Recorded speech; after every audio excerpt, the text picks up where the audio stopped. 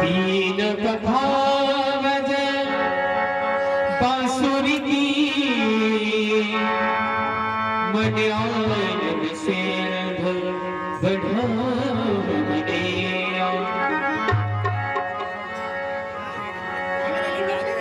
माताएं थोड़ा थोड़ा आगे आ जाए। माताएं बहने थोड़ा थोड़ा आगे जाए। भैया लोग जो बैठे हैं आप थोड़ा थोड़ा पीछे हो जाओ।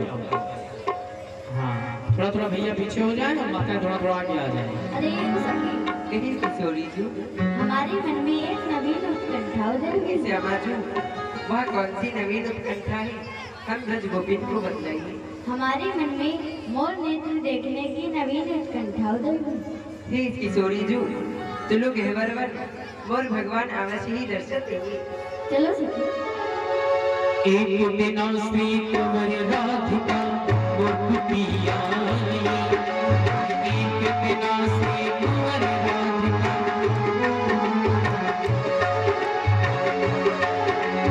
नंदी मयूरन गोवी धन उद बैठो छोई नंदी मयूरन गोवी धन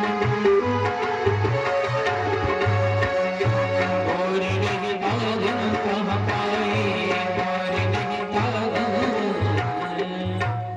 अरे यो सखी, कहिए किशोरी जी। यहाँ तो एक भी मोर नहीं है। हे किशोरी जी, चलो मोर कुटी, मोर भगवान कहीं लता पता में छिपे नहीं। चलो सखी। वो मेरा दिल कुछ पे तेरे माँ मुरलिया वाले बेहद तेरा दिल कुछ पे तेरे माँ मेरा दिल कुछ पे तेरे माँ मुरलिया वाले बे ओ मेरा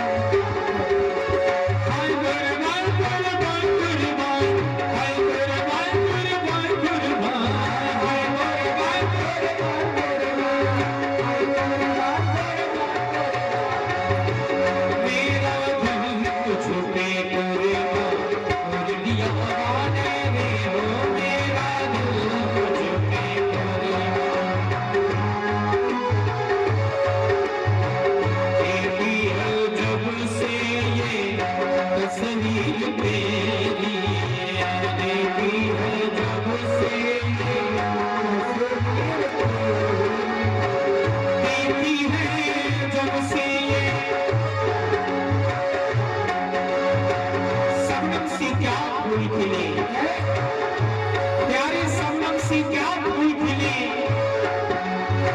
जब तक बरसात न हो तेरी तस्वीर से क्या दिल भरे जब तक मुलाकात न हो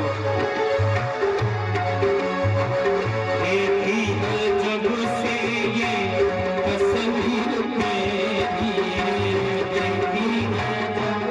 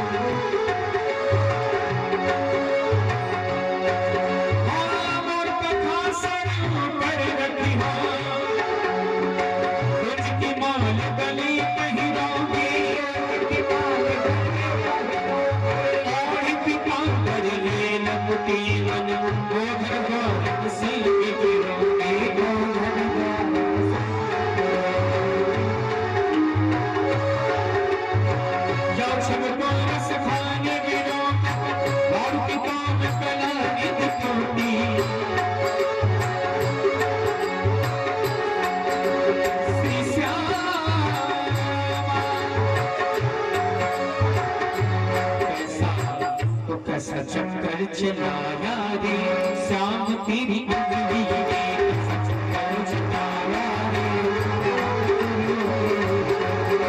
उंगली में तेरी उंगली ने है उंगली में तेरी उंगली में तेरी उंगली ने है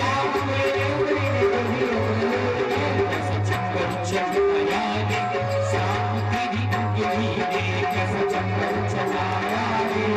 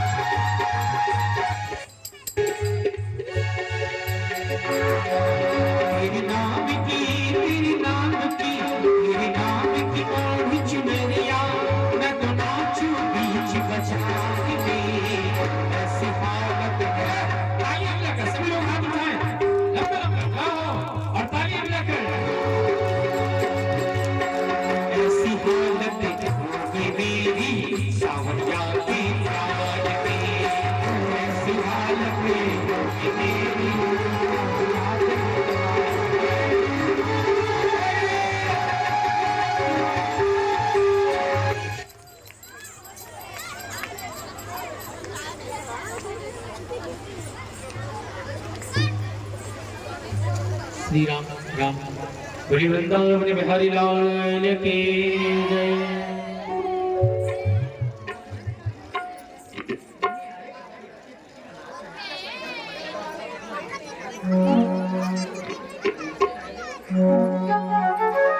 बोली मोर भगवान की जय, वृंदावन बिहारी लाल की जय। अब आए भगवान की सुंदर 5 मिनट की झांकी का दर्शन सभी भक्तगण करेंगे और तत्पश्चात बड़ी सुंदर भगवान की लीला का दर्शन सभी भक्तगण करेंगे बड़े भाव से बड़े मन से।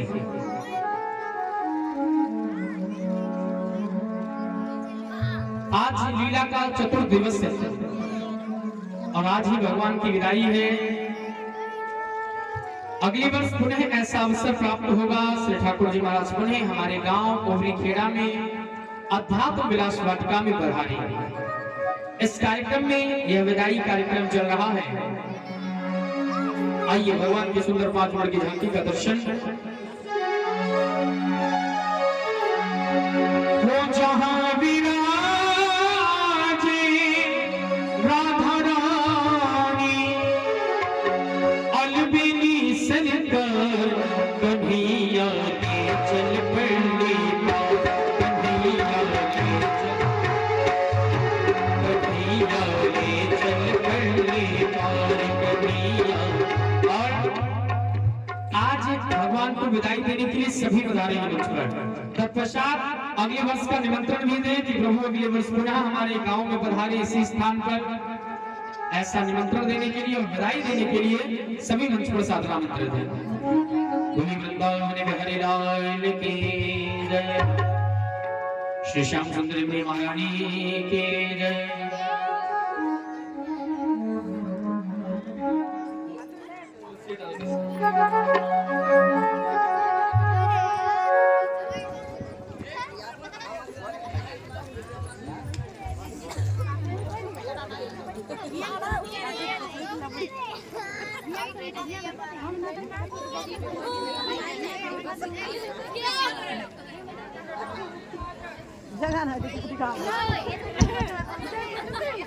राधे जय श्री राधे।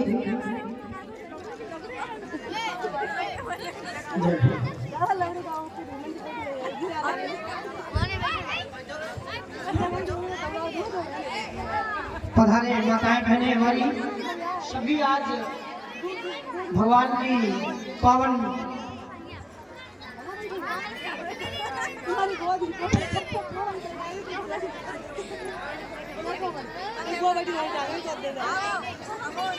जब लवड़ी खाने गए गुंजन भी साथ गुंजन भी साथ लवड़ी खाने दोनों तंग नहीं बटी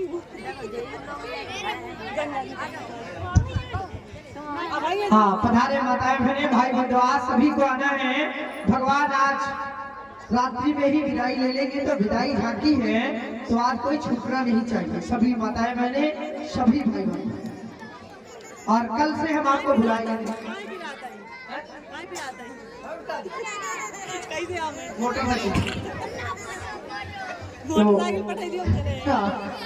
तो पधारे सभी माताएं बहने सभी भाई भाई भगवान की पावन विदाई आरती में सभी को आना है। श्री ठाकुर जी महाराज आज विदाई ले रहे हैं तो आप सभी लोग पधारे। सौभाग्य की बात है इतने दिनों तक भगवान नारायण श्री ठाकुर जी महाराज आपको सुंदर सुंदर लीलाएं दिखाते रहे, आप उनके लीलाओं के दर्शन करते रहे। आज विदाई है, विदाई झांकी है तो हमारी सभी माता बहनें निसंकोच ही पधारेंगी। जो हमारे भैया लोग हैं, दादा लोग हैं, आप सभी लोग पधारे और आप सभी का सहयोग होना अनिवार्य है। अच्छा आप लोग सहयोग करते रहे ताकि ये कार्यक्रम अनवरत चलता रहे। सहयोग अनिवार्य है। एक हमारे दादाजी देखिए जो इतना विशाल भव्य कार्यक्रम करवा रहे हैं तो आप लोग लाठ बन करके रहे, बोझ बन करके न रहे। कहते हैं 7-5 की लाख एक व्यक्ति का बोझ है तो लाठ बन करके रहे, जहाँ भी रहे बोझ ना बने। तो आप सभी लोग सहयोग करते रहे ताकि प्रतिवर्ष आपके गांव हुरी खेड़ा में अध्यात्म विलास वाटिका में हमारे नारायण भगवान पधारते रहे, आपको सुंदर लीलाओं के दर्शन कराते रहे, आपको धर्म से जोड़े रखे। सौभाग्य की बात है। तो पधारे हमारे सभी भैया लोग, दादा लोग, जो भैया लोग खड़े हैं आप लोग भी पधारे, माताएं बहनें भी पधारे। सभी को आना है, जल्दी जल्दी आए, कंजूसी न करें। आज हाँ कंजूसी आप लोग बहुत करते हैं, कंजूसी न करें। हाँ इस संसार में अपना कुछ नहीं है, अपना कुछ नहीं है, सब कुछ यही छूट जाएगा, यही धरा रह जाएगा। जाने वाला केवल यही है जो आप यहाँ पर दान कर रहे हैं, थोड़े कर रहे हैं, यही साथ जाएगा, बाकी सब धरा का धरा रह जाएगा। इस धरा ने हम कुछ दिया है तो धरा ही हमसे सब ले लेगी। कहते हैं तूने जो कमाया है दूसरा ही खाएगा, हैं? तो भगवान को भी खिलाओ ताकि अगले जन्म में अगले समय में नारायण भगवान हमारी सहायता कर सके, हमें उस लायक बना सके। जब आप दान करेंगे, भगवान की शरण में आएंगे, तो नारायण भगवान आप पर महती कृपा करेंगे। इस संसार में अपना कुछ नहीं है। ये जो शरीर देख रहे हैं ये भी अपना नहीं है। हाँ, ये भी दिया हुआ है उसी नारायण भगवान का, ईश्वर का। उसकी इच्छा से चलता है, आपकी इच्छा से नहीं चलता। वही जिधर मोड़ते हैं उधर ये मुड़ता है। आपका भविष्य, आपका जीवन हमारे परम पिता परमात्मा पहले ही लिख देते हैं। जैसे ही जन्म होता है, किसी ने बहुत सुंदर लिखा है, जो विधिना ने लिख दिए छठी रात के अंक, राई घटे न तिल बढ़े, रोह रो जीव निशा। जैसे ही मनुष्य का जन्म होता है, शिशु का जन्म होता है, परमात्मा उसका भाग्य लिख देते हैं, छठे दिन। जो विधिना ने लिख दिए छठी रात के अंक, राई घटे न तिल बढ़े, रोह रो जीव निशा। फिर उसमें घटने पड़ने वाला नहीं है, वहां से उतरा लिखा है। कहते हैं अगर खिलौना है, खिलौने में जितनी आप चाबी भर देंगे उतना चलता है खिलौना। जितनी चाबी भरी राम ने उतना चले खिलौना। ये नेत्र है जो हमारे, एक दिन समय आ जाता है ये देखना बंद कर देते हैं। हम इसको रोक नहीं पाते कि नहीं रुक जाइए हम देखेंगे, नहीं। जब ऊपर से आदेश आएगा, जिस अंग का आदेश आएगा वो अंग कार्य करना बंद कर देगा। हाथ चलते हैं, नारायण का आदेश होता है, ये है हाथ कार्य करना बंद कर देते। क्यों बंद कर देते हैं? नारायण का उसकी इच्छा से हमारा शरीर चल रहा है। ये पैर उसकी इच्छा से चलते हैं, नारायण की इच्छा से चलते हैं। आपने देखा होगा, कहते हैं अरे क्या बताएं भाई, आधे अंग में लकवा मार गया है, सुना है? कहते हैं आधे अंग में लकवा मार गया, एक अंग पूरा खराब हो गया, पैर एक हाथ खराब हो गया, क्योंकि ऊपर से आदेश आ गया अब ये काम नहीं करेगा।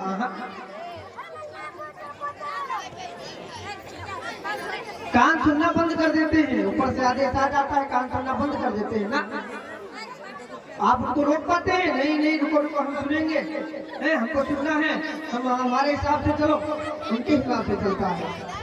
तो कहने का मतलब इस परमात्मा, इस धराधाम पर अगर कुछ सत्य है तो ईश्वर ही सत्य है, बाकी सब असत्य। नारायण ही सत्य है, राम नाम सत्य है, बाकी सब असत्य है, बाकी ये सब मोह माया है।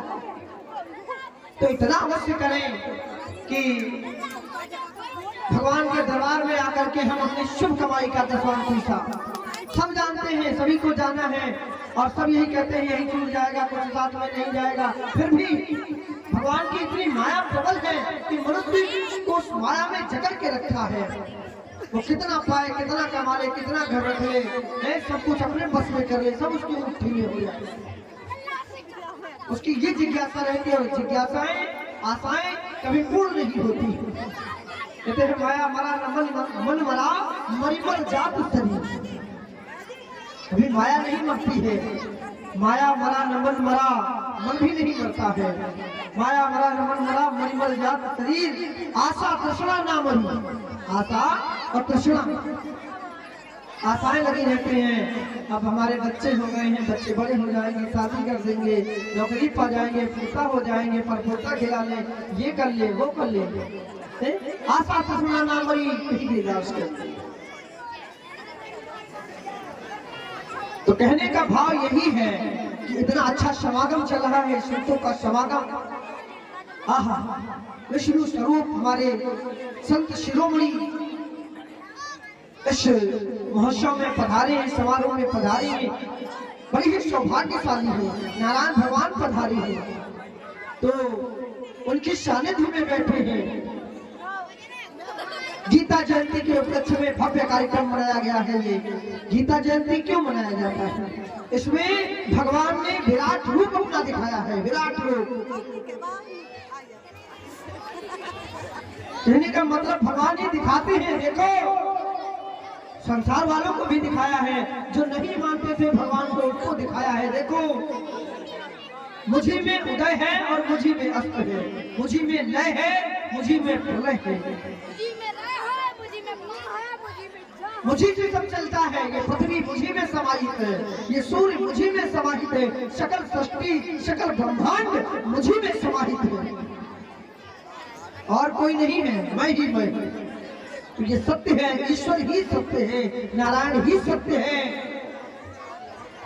हाँ, ये मानते हैं घर गृहस्थी के कार्यों में पड़े हैं, अच्छी बात है, परंतु इतना ना पड़े। भगवान का कहीं कार्य हो रहा है, लीला हो रही है, यज्ञ हो रही, भागवत हो रही है, तो उसमें अपना शुभ समय कुछ ना कुछ समय अवश्य दें। धन तन मन धन अवश्य यहाँ पर निछावर करें। ये भी नहीं है कि आप घर बेच दे, मकान बेच दे, गाड़ी बंगला घोड़ा बेच दे और तब आप सहयोग दे, नहीं, भगवान ये नहीं कहते। अपने आप को कष्ट दे करके भगवान का साथ दे, नहीं, ये भी नहीं कहते। इच्छा के अनुसार आप आए मंच तक, जैसी आपकी श्रद्धा भाव बने भगवान के प्रति, जाकी रही भावना जैसी प्रभु तुरंत देखी दिन कैसी। आप कहीं भी अगर आप समझ ले एक पत्थर पड़ा है, उस पर जरूर लोटा भर जल चढ़ाने लगे, कहने लगे ये हमारे भोले बाबा हैं, मन्नत मांगने लगे, वो भोले बाबा मन्नत आपकी पूरी कर देंगे। ये तो जीते जागते इसमें श्री ठाकुर जी महाराज। तो आप लोग बड़े ही समझदार हैं, यहाँ पर जो संत शिरोमणि पधारे हैं बड़े ही विद्वान हैं, तो आप उनके सबके सामने हम समझा रहे हैं आप सभी को, आप भी बड़े समझदार हैं, तो आप सभी को समझाना बताना मानो सूर्य को दीपक दिखाना है। हम आपके सामने दीपक हैं, आप सूर्य हैं, आप बड़े ही ज्ञानी हैं, परंतु ऐसे न बैठे कि आप कुछ जानते नहीं हैं। हाँ, पीछे वाले भैया, चश्मा वाली अम्मा, ओम भगवान, इतनी कंजूसी है? आज आप पीछे वाली अम्मा, हाँ दादी, हाँ यही जाएगा साथ जो दान पुण्य यहाँ पर करोगे, वरना के साथ में नहीं जाएगा है? तो आ जाए सभी माताएं बहनें, सभी भाई बहन, सभी को आना है। और जो हमारे भैया लोग दादा लोग इधर खड़े हैं, आप लोग भी पधारे इस 5 मिनट के शुभ अवसर में, आप सभी लोग पधारे भगवान के चरणों में अपनी शुभ कमाई का 10वां शीशा नारायण भगवान के चरणों में लगाएं, ताकि आपका तन मन धन सब शुद्ध हो जाए। नारायण भगवान की कृपा आपके ऊपर, आपके परिवार के ऊपर, आपके बच्चों पर, आप सभी पर बनी रहे। तो पधारे और कंजूसी न करें। हाँ, कंजूसी करने से कोई बनने वाला नहीं है। जहाँ कंजूसी करनी हो वहाँ करें, भगवान के सामने कंजूसी न करें, और भगवान से न शर्माए भी नहीं। हाँ, यहाँ माताएं बहनें तो आती, भैया लोग बिल्कुल चुपचाप खड़े रहते हैं। आप लोग माताओं बहनों से ज्यादा शर्माते हैं। अरे आपको तो हर कार्य में आगे आना चाहिए। धर्म के काम हो तो सबसे पहले आप आगे आए। तो पधारे सभी माताएं बहनें, कहते हैं भगवान से चोरी नहीं करना चाहिए। आइए व्यास जी महाराज मंचस्थ हो रहे हैं, सुंदर सा भजन सुने और भजन सुनते रहे, मंच बनाते रहे। जो आए उनके लिए धन्यवाद, जो नहीं आए उनके लिए बहुत बहुत धन्यवाद।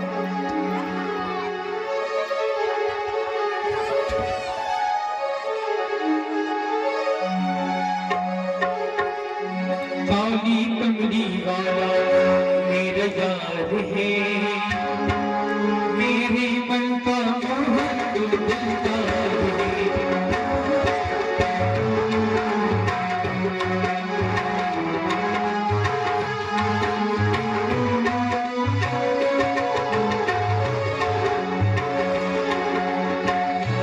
मेरा यार है, मेरा दिलदार है, मेरा यार है, मेरा दिलदार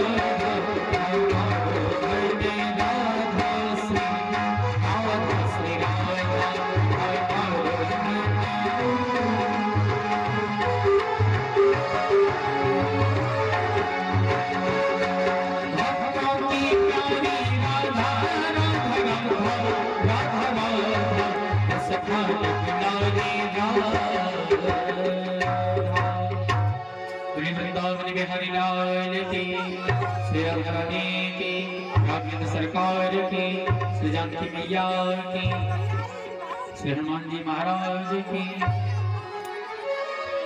कुछ दान आया है, आइए जल्दी श्रवण करें।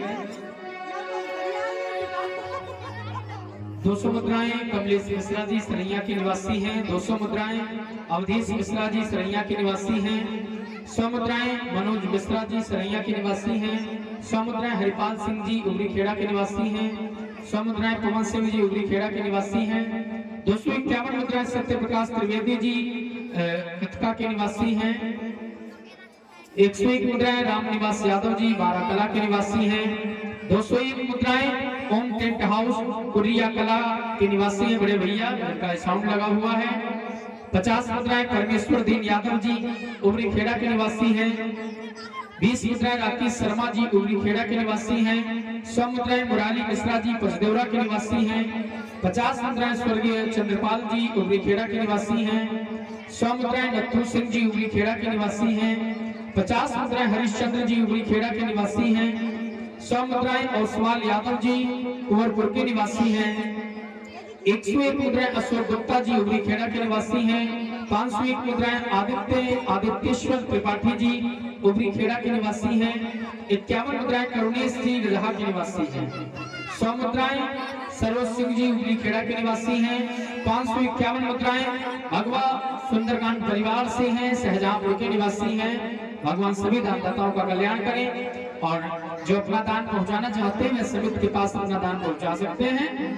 हाँ, हमारे भैया समिति कोई है ही नहीं, एक ही परिवार है और आप सभी समिति है, पूरा गांव ही समिति है, तो आप अपना दान पहुंचा सकते हैं, बोल दिया जाएगा मंच के द्वारा। अब आए सुंदर सी लीला का दर्शन करेंगे।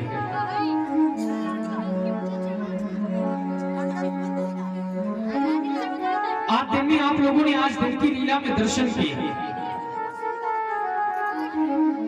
भगवान सत्य प्रस्ताव लेकर चले हस्तिनापुर के लिए। युधिष्ठिर ने कहा कि सब हम युद्ध नहीं चाहते हैं, भला युद्ध में किसका ही भला हुआ है जो हमारा हो जाएगा। अगर दुर्योधन हमें 5 गांव देते तो हम युद्ध क्यों ही करेंगे। भगवान चले, भगवान ने समझाया युधिष्ठिर को कि दुर्योधन मानने वाला नहीं है, 5 गांव देगा नहीं। फिर भी युधिष्ठिर ने जब जिद की भगवान चल दिए। द्रौपदी जी मार्ग में आ गई। द्रौपदी जी ने निवेदन किया कि सब आप जा तो रहे हैं, अगर ये युद्ध शांत हो गया तो मेरा जो अपमान हुआ था उसका बदला कैसे लिया जाएगा। भगवान ने कहा चिंता ना करो तुम द्रौपदी, महाभारत का रण तो होकर रहेगा। द्रौपदी को समझाकर भगवान चल दिए हस्तिनापुर के लिए।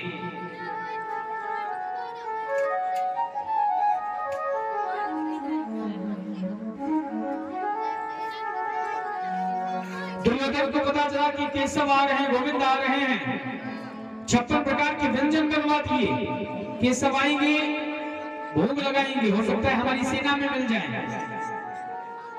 बड़ा प्रसन्न है।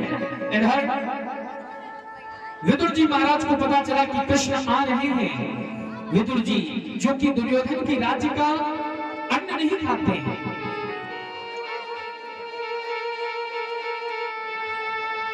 विदुर जी महाराज को पता चला, विदुरानी को बताया कि कृष्ण आ रहे हैं। बड़ी प्रसन्न है विदुर जी महाराज। भगवान जब आए हस्तिनापुर, दुर्योधन ने कहा आओ कृष्ण 56 प्रकार के व्यंजन पाओ। भगवान ने कहा दुर्योधन भूख नहीं है भैया, भूख नहीं है। विदुर जी से कहा विदुर जी हम आपके यहाँ भोजन करेंगे। और भगवान बदरानी के घर गए, केले के छिलके खाए। केले के छिलके खाकर भगवान वापस आए। बड़ा ही सुंदर भाव, आपने दिन में दर्शन ही किया था, तो क्या ही इसके बारे में विस्तार से बोलना। दुर्योधन की सभा में भगवान आए। दुर्योधन को बहुत समझाया, महाराज धृतराष्ट्र को समझाया कि धृतराष्ट्र, नियम ये कहता है कि अगर एक बालक की वजह से, एक व्यक्ति की वजह से एक परिवार संकट में है तो उस व्यक्ति को मार देना चाहिए। एक परिवार की वजह से एक गांव संकट में है, उस परिवार को मार देना चाहिए। एक गांव की वजह से एक प्रदेश संकट में है तो उस गांव को उजाड़ देना चाहिए। एक प्रदेश के चक्कर में पूरा देश संकट में है तो उस प्रदेश को उजाड़ दो। तुम्हारा जो ये लड़का है ना दुर्योधन, ये कुरु वंश के लिए कलंक है, इसे समाप्त कर दो। दुर्योधन ने जैसे ही सुना, आग बबूला हो गया, कृष्ण मैं तुम्हें छोड़ूंगा नहीं, बंदी बनाना चाहता है। उसी समय भगवान ने अपना विकराल रूप दिखाया। दुर्योधन, हमें बंदी बनाना चाहते हो? ये देखो, आकाश पाताल, हिमालय, सुमेर सब मुझ में है, तुम मुझे बांधोगे? महात्मा भीष्म ने क्षमा मांगी भगवान से। भगवान दुर्योधन को न समझा पाए, अब तो युद्ध होगा ऐसा कहकर चल दिए। रास्ते में कर्ण मिला। कर्ण को भगवान ने बहुत समझाया। कर्ण को समझाया कि कर्ण, तुम कुंती के अग्रज हो, तुम अगर दुर्योधन का साथ छोड़ दो तो ये युद्ध नहीं करेगा, इसके सबसे बड़े बल तुम हो। कर्ण ने अपनी मित्रता बखानी कि केशव मैं मित्र हूं दुर्योधन का, मुझे दुर्योधन ने सम्मान दिलवाया है। कुंती ने तो मुझे जल में प्रवाह कर दिया था, राधे ने मेरा पालन पोषण किया है, मैं युद्ध तो करूंगा। भगवान ने समझाया, कर्ण को न समझ में आया। भगवान पुनः हस्तिनापुर से आ गए। पांडवों से कहा कि वह युद्ध करेंगे। फिर क्या था, दोनों तरफ की सेनाएं सज गई। दोनों तरफ की सेना, कौरवों की सेना सज गई, पांडवों की सेना भी सज गई। आज आप गीता उपदेश सुनेंगे लगभग 10 से 15 मिनट, और उसके बाद बड़ी सुंदर भगवान के मित्र हुए हैं श्री सुदामा जी महाराज, उनका चरित्र दर्शन करेंगे। तो गीता उपदेश भगवान के द्वारा 10 मिनट श्रवण करके सभी श्री सुदामा जी महाराज का चरित्र श्रवण करेंगे। मंगल भवनी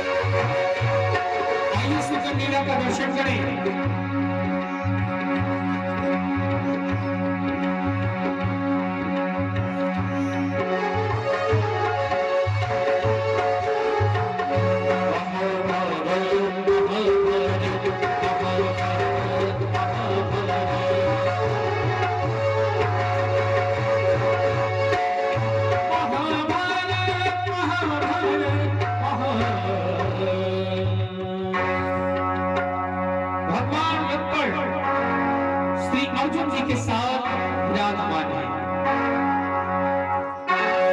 धृतराष्ट्र ने संजय से पूछा संजय युद्धस्थल में क्या चल रहा है। धर्म क्षेत्र कुरुक्षेत्र समवेतायुत्सव मामकः पांडवाश्चैव किं कुर्वन्त संजय। हे संजय, मेरे पुत्र और पांडव के पुत्र युद्ध भूमि में क्या कर रहे हैं? संजय सारा दृष्टांत सुना रहे हैं, लाइव टेलीकास्ट। और धृतराष्ट्र इधर योद्धा तैयार हो गए, दोनों सेनाएं तैयार हो गई। अर्जुन के रथवान है भगवान द्वारिकाधीश।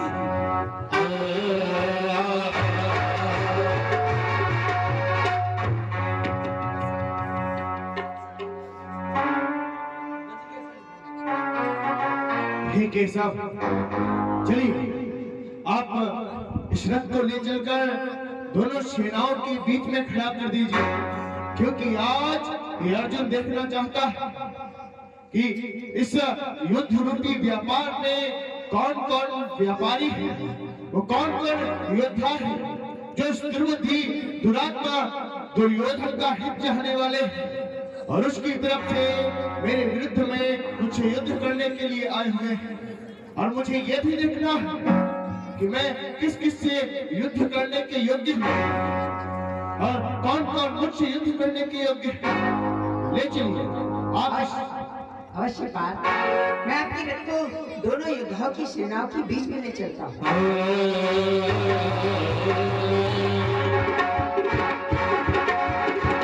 दोनों सेनाओं के बीच में भगवान ने रथ को खड़ा कर दिया। अर्जुन ने नजर उठाकर देखा तो सामने सभी बंधु बांधव गुरुजन। हे भरत श्रेष्ठ, देखो देख लो अपनी दोनों सेनाओं को। उस तरफ है कौरव और इस तरफ है पांडव। देख ले।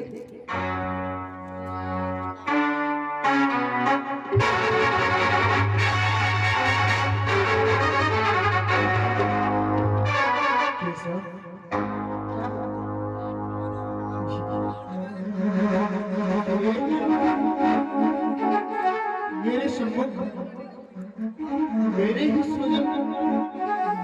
सुजन समुदाय मेरे सम्मुख युद्ध के लिए डटे हुए।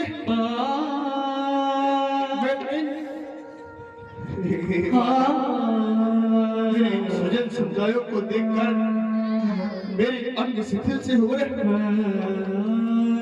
मेरा मुख सूख सा रहा, मानो मेरी त्वचा जल रही। आज इस धनुर्धर अर्जुन का ये गंभीर धनुष मानो भूमि में गिरा सा जा रहा। मेरे लक्षण भी विपरीत है। मैं अपने ही बंधु बांधवों पर जय पाकर क्या करूं?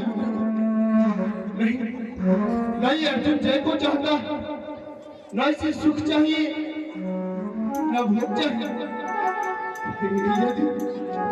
यदि मैं अपने ही बंधु बांधवों को उनको ही युद्ध में परास्त कर उनके ही लहू से राज्य को भोगूंगा तो वह राज्य भी क्या राज्य। वो देखो राष्ट्र के पुत्र वे हमारे बांधव ही तो है। मैं उन्हें कैसे मार सकता हूँ? मैं युद्ध नहीं करूंगा। हे पार्थ, ये असमय में तुझे मोह किस लिए हो रहा है? ना तो ये किसी कीर्ति को प्रदान करता है और ना ही ये किसी यश को प्राप्त होता है। ये हर प्रकार से नाशवान है। ये केवल और केवल मनुष्य का नाश ही करता है। ये असमय में जो मोह तुझे हो रहा है, ना तो यह कीर्ति को बढ़ाने ही वाला है और ना ही स्वर्ग को देने वाला है। इसलिए हे प्रथम, तो इसका त्यागन कर। तुझमें ये उचित नहीं है। सामने देख, ये तेरे बैरी हैं, ये तेरे चाची और बाबी, ये तेरे कोई नहीं, ये केवल और केवल बैरी हैं। तो इसका का त्यागन कर, इस मोह का त्यागन कर, इस भय का त्यागन कर और गांडीव उठा, युद्ध के लिए डट जा।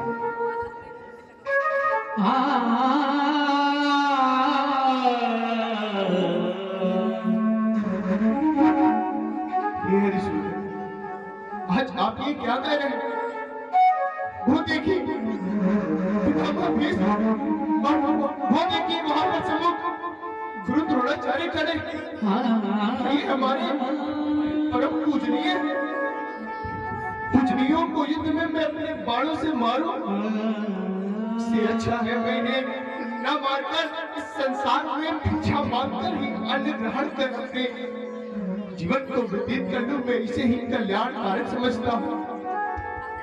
वाह जी, वो कितनी सुंदर ही वचन कहे हैं तुमने।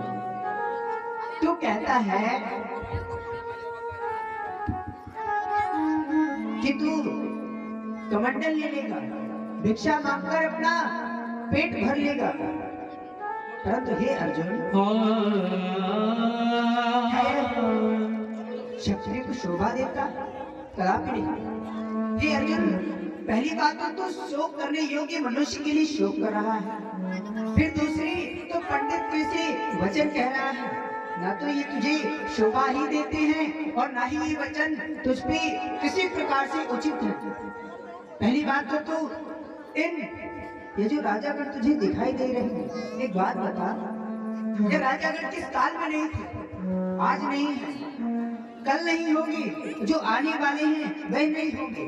एक बात बता, मैं नहीं था कि तू नहीं था, यह जितने भी राजागण हैं हर काल में आते जाते रहते हैं, मैं आता जाता हूँ, तू आता जाता है, इसलिए तू मोह कर रहा है और तो इन राजाओं के नश्वर इस शरीर को देख रहा। हे अर्जुन, ये तेरे लिए नहीं, मैं एक बात बताया देता हूँ, यह शरीर केवल 5 रत्नों से मिलकर बना है, यह शरीर 5 रत्नों से मिलकर बनता है और यह नष्ट हो जाते हैं, परंतु नष्ट कौन नहीं होता? प्राण। तो इनको न देख, इनके अंदर जो प्राण है, इनके अंदर जो प्राण रूपी ज्योति है, तो उन्हें देख, ये प्राण नहीं मरते। जिस प्रकार मनुष्य अपने वस्त्रों को त्यागता रहता है, उसी प्रकार ये प्राण हर जन्म में अपने शरीर को बदलते रहते हैं।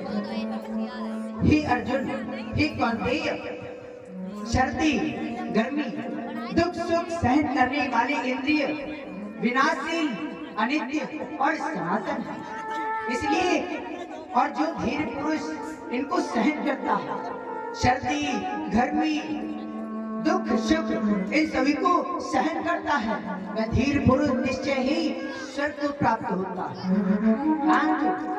और ये जो प्राण को देख रहा है, ये कब नहीं थे, ये हर जन्म में होते हैं। हे अर्जुन, तुम इनको नहीं जानते, मैं बतलाता हूँ। यह जो बीज की कड़ी होती है, जैसे मैं और तुम, ये प्राण पहले भी दृश्य किसी को दिखाई नहीं देते थे और मृत्यु के बाद भी ये किसी को दिखाई नहीं देने वाले हैं। ये जो बीज की कड़ी होती है, बस यही मनुष्य देखता है और यही मनुष्य इन मोह माया में फंसकर रह जाता है और कहता है, इस शरीर से प्रेम करता है, कहता है ये मेरी सगी संबंधी है, माता है, पिता है। असल में तो यह कुछ नहीं है, सत्य है तो केवल एक है, वह है प्राण रूपी ज्योति। इसलिए हे अर्जुन, तू इनको ना देख, इनके प्राणों को देख। जो ही देने को चले प्रभु अर्जुन को ज्ञान, कुरुक्षेत्र पे हो गया अंकित सबका ध्यान, अंकित सबका ध्यान। इस संसार में जो भी मनुष्य आता है, उसे एक ना एक दिन जाना ही पड़ता है, इसलिए तू मोह नहीं कर सकता। ये तेरे लिए तो कदापि उचित नहीं है। अरे तेरे लिए तो स्वयं इस युद्ध के द्वारा स्वर्ग का द्वार खुला है और तू कहता है नहीं, ये मेरी सगी संबंधी है। अरे आज तुझे अवसर मिला है, तो शायद ही इस धराधाम पर और किसी को मिले, इसलिए तो इन सब शरीरों को ना दे, अपना कार्य कर। तू जब और तू ये चाहता है यदि तू युद्ध नहीं करेगा तो फिर भी कोई बात नहीं, मैं तो सिर्फ तुझे एक साधन मानता हूँ। मैं अर्जुन के द्वारा तेरी कीर्ति तुझे प्राप्त करवाना चाहता हूँ। मैं चाहता हूँ कि इतिहास तेरा नाम ले और सम्मान के साथ कहे कि गांडीवधारी अर्जुन ने महाभारत को जीता है, वरना ये महाभारत तो कुछ नहीं है। मैंने तो महाभारत का अंतिम दिवस भी देख लिया है, बस मैं तुझे एक माध्यम मानता हूँ, समझ में। हे अर्जुन, यह जो तुम देख रहा है कुछ नहीं है, पर जो मैं देख रहा हूँ वह सत्य है। मैं तो तुझे बस एक माध्यम बनाता हूँ, तो इनको दिखता है कि कुछ नहीं है।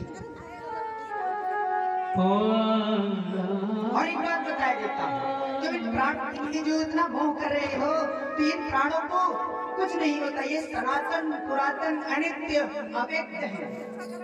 इन्हें ना तो शस्त्र काट सकता है, ये अछेद्य है, ना तो इन्हें शस्त्र काट सकता है, ये अशोच्य है, ना ही जल इन्हें गला सकता है, ये अदाहा है, ना तो आग इन्हें जला सकती है, और निस्संदेह ये अर्धनग्न है, और ना ही इन्हें कोई काट सकता है।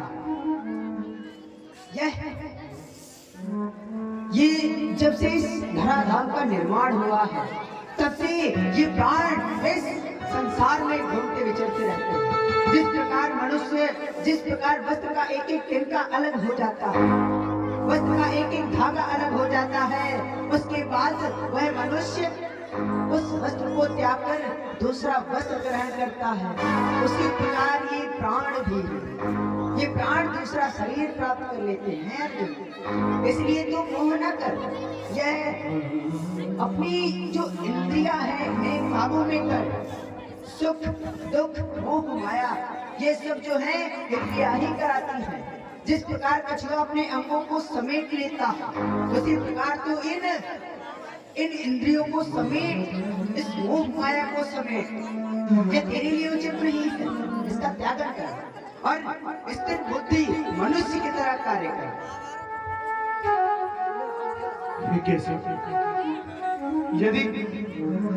यदि ज्ञान योग कर्म योग से श्रेष्ठ मान्य तो फिर आप मुझे कर्म की तरफ क्यों अग्रसर कर रहे हैं?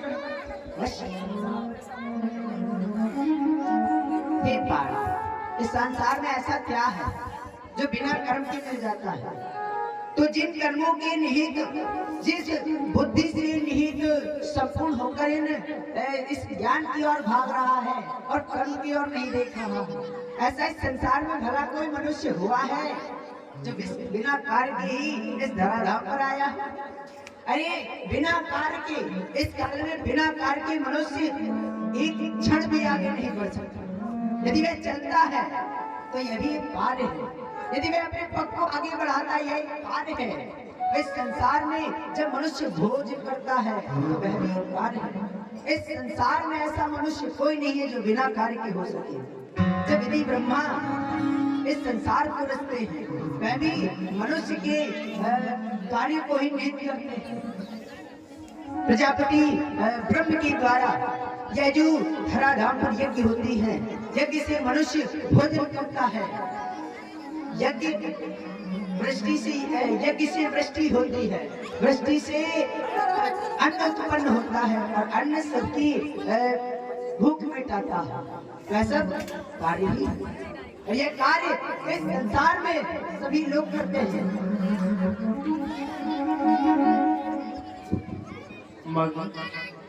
आप मुझे अभी स्थिर बुद्धि के बारे में बता रहे हैं, स्थिर बुद्धि पुरुष के बारे में बता रहे हैं।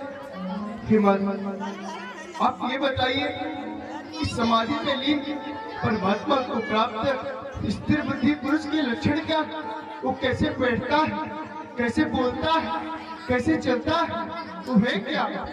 अवश्य इस संसार में स्थिर बुद्धि मनुष्य वही है। और निवेदन रहेगा कि बातें ना करें, इधर उधर ध्यान न रखें, बेकार की बातें करने के लिए जीवन बीता है। जीवन ये हंसी टटोलियां करने के लिए पूरा जीवन पड़ा हुआ है। अगर भगवान ने स्वस्थ रखा जीवन को, मुश्किल से 2 घंटे का और अवसर है। हाँ, अगर यहाँ बैठे हैं कम से कम तो अपना ध्यान इधर केंद्रित रखें। इधर से हम देख रहे हैं ये भैया भी हंसी टटोली, इधर से सब हंसी टटोली हो रही है। शांत बैठे हैं। अगर आपको पंडाल में बैठना है, निवेदन है, हंसी ठिठोली करनी है, आप पंडाल के बाहर चले जाएं। पूरा क्षेत्र पड़ा हुआ है, कहीं खड़े होकर करें।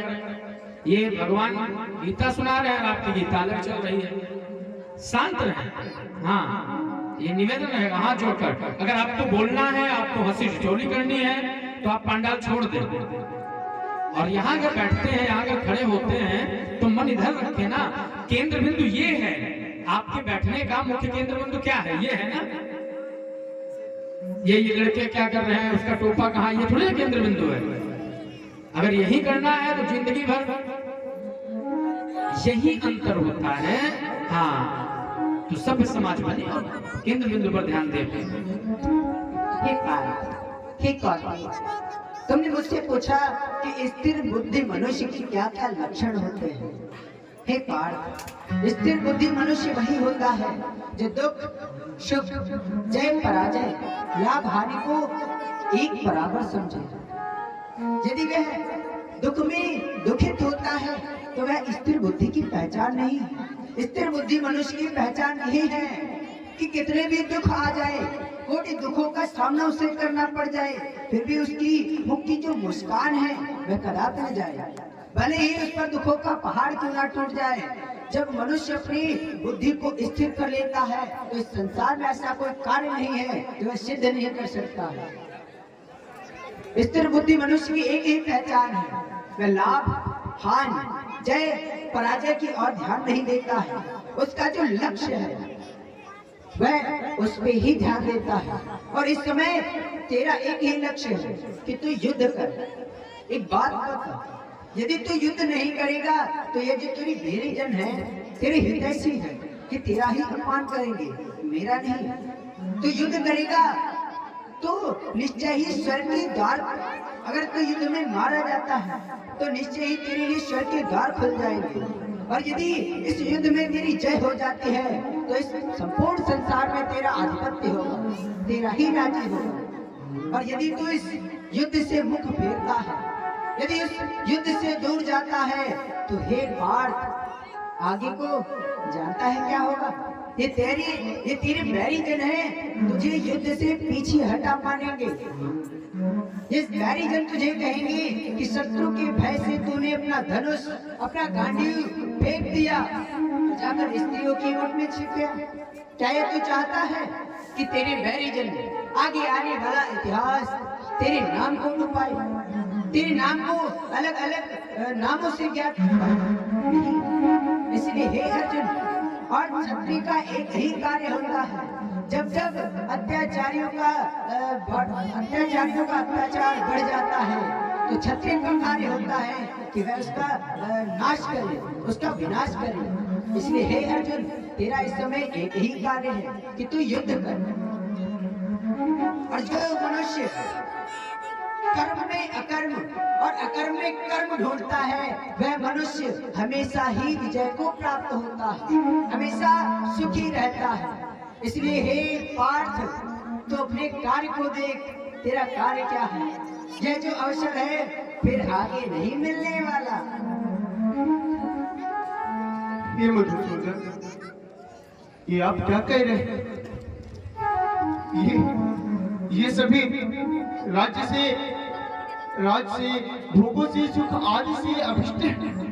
और सबसे बड़ी बात, ये इस समय अपने जीवन तथा धन को की आशा को त्याग कर मुझसे युद्ध लड़ने के लिए खड़े हुए। और ये कोई और नहीं है केशव, ये सभी मेरे ही चाचे, ताऊ, दादे, बाबे, पुत्र, भतीजे, साले और भी संबंधी। केशव, नहीं, यदि आज ये मुझे मार भी दे या फिर स्वयं तीनों लोगों के राज्य के लिए भी मैं इनसे युद्ध न करूं, फिर इस पृथ्वी के लिए नहीं। हे अर्जुन, यही माया मोह है, जिस माया मोह में तू उलझ रहा है। मैं तो कहता हूँ यदि समर्थ नहीं है तो तू सीधा मना कर दे। मैं बताता हूँ, सत्य सत्य कहता हूँ, मैं ये महाभारत मैं भी नहीं चाहता था। और हे अर्जुन, मैं बस तेरे नाम के लिए ही महाभारत चाहता था। इसलिए हे अर्जुन, तू मोह न कर, मोह का त्यागन कर, तो युद्ध कर। माधव, आप ये क्या कह रहे हैं? माधव, यह सब एक तो हमारे संबंधी, ऊपर से हमें ये भी नहीं पता कि हम इनसे युद्ध करें या ना करें। इन दोनों में कौन श्रेष्ठ है? श्रेष्ठ एक ही है पार्थ, वह कर्म है। कर्म में वह क्षमता होती है। मनुष्य अपने कर्मों से इतिहास रच सकता है। मनुष्य अपने कार्यों से ही हाथों की रेखाओं को बदल सकता है। और हे पार्थ, तो इस समय अपनी कार से भटक रहा है। हे पार्थ, वह कभी व्यक्ति कर्म नहीं कर सकता है जो केवल सुख ही सुख चाहता है। इन स्वर्ग, जो ये स्वर्ग है, उसे ही सबसे बड़ा कहता है। हमेशा सुखों की आयामों में डूबा रहता है, वह कभी कार्य नहीं कर सकता। हे पार्थ, तू सोचता कि स्वर्ग जो है सबसे अधिक सुख देने वाला है, सबसे अधिक सुखकारी है। नहीं, सबसे बड़ा दोष यही होता है मनुष्य का, वह जिस और ज्यादा देखता है मनुष्य को वही प्राप्त होता है। तो इस समय तू मोह की तरफ जा रहा है, इसलिए तुझे मोह अधिक घेर रहा है। इस संसार में मनुष्य जिस और देखता है, यदि मनुष्य मोह की दुख की और ज्यादा देखेगा तो मनुष्य को दुख अधिक घेरेंगे। यदि मनुष्य सुख की और ध्यान देगा तो मनुष्य के जीवन में सुख आएंगे। इसलिए तुम केवल अपने कर्म को देखो, अपने कर्म को प्रधान बना और इतिहास बना। इस संसार में कर्मों के आधार पर मैंने 4 वर्ण बनाए हैं। पहला ब्राह्मण, क्षत्रिय, वैश्य और शूद्र। इन चारों में भेद है। ब्राह्मण का कार्य है पूजा पाठ करवाना, वेद आदि का अध्ययन करवाना, विद्यार्थियों को ज्ञान देना, यह ब्राह्मण का कार्य है। और ब्राह्मण इन्हीं को कर भी सकता है, और शेष कोई कार्य ब्राह्मणों के लिए नहीं है। दूसरा क्षत्रिय, क्षत्रिय का एक ही कार्य है, इस धराधाम पर जो भी अत्याचारी हैं, जो भी दुराचारी हैं, उनको दंड देना और ब्राह्मणों की सेवा करना, यह क्षत्रिय का धर्म है। तीसरा वैश्य, वैश्य का एक ही कार्य है, क्षत्रिय की सेवा करना और ब्राह्मणों की सेवा करना। और जो व्यापार है, व्यापार भी वैश्यों के ही खाते में गया है। व्यापार करना और ब्राह्मणों और क्षत्रियों की सेवा करना वैश्य का कार्य है। और शूद्र को मैं सबसे अधिक प्रधानता देता हूँ। इस संसार में शूद्र जो है सबसे अधिक प्रधानता मैं उन्हें देता हूँ, क्योंकि वह वैश्य, क्षत्रिय, ब्राह्मणों की सेवा भी करता है और ब्राह्मण, क्षत्रिय, वैश्य के लिए भोजन आदि की व्यवस्था भी करता है। सभी कार्य शूद्र के खाते में है। इसीलिए तेरा कर्म है क्षत्रिय का, जो क्षत्रिय वर्ण से है। तेरा कर्म है दुराचारियों को संहारना, उनका वध करना। इसलिए तो अपने कार्य से भयभीत ना हो, डर मत, तो अपनी जो लक्ष्य है उसे पूरा कर।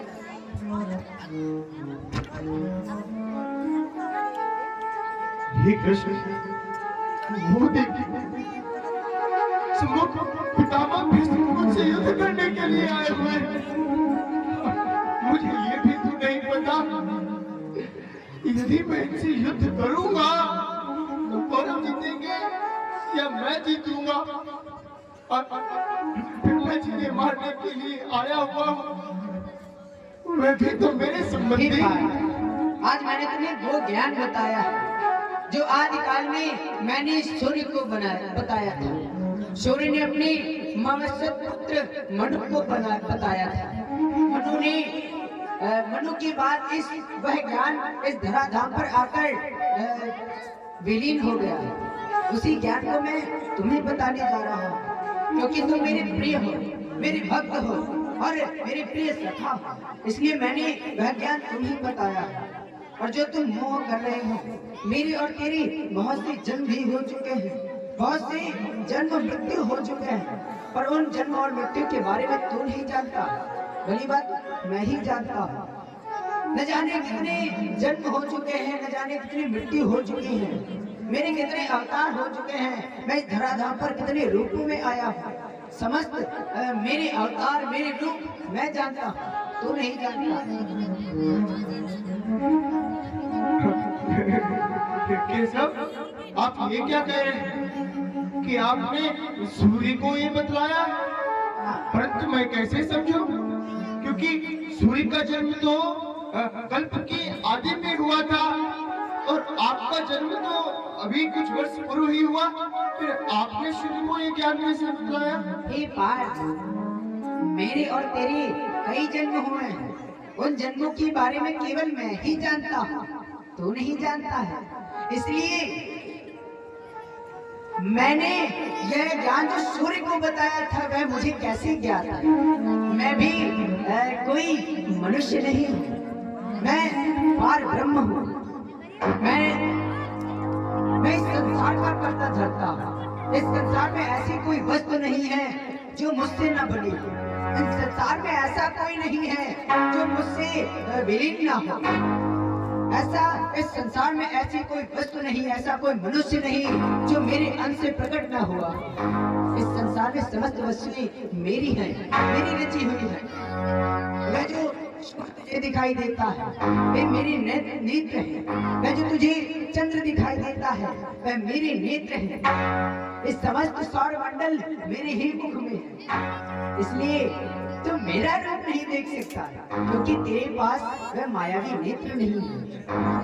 क्या तू मेरे उस विराट रूप के दर्शन करना चाहता है? हाँ अवश्य। कैसा है आपका वह विराट स्वरूप? मुझे उसके दर्शन कराओ। अवश्य पार्थ, तो मैं तुम्हें वह दिव्य नेत्र देता हूँ जिसके द्वारा तुम मेरी विराट रूप के दर्शन कर सकेगा।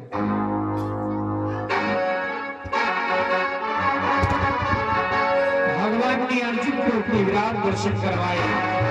गीता बहुत बड़ी है, इसे सुनाने के लिए कोई वृंदावन बिहारी लाल की श्री कृष्ण गोविंद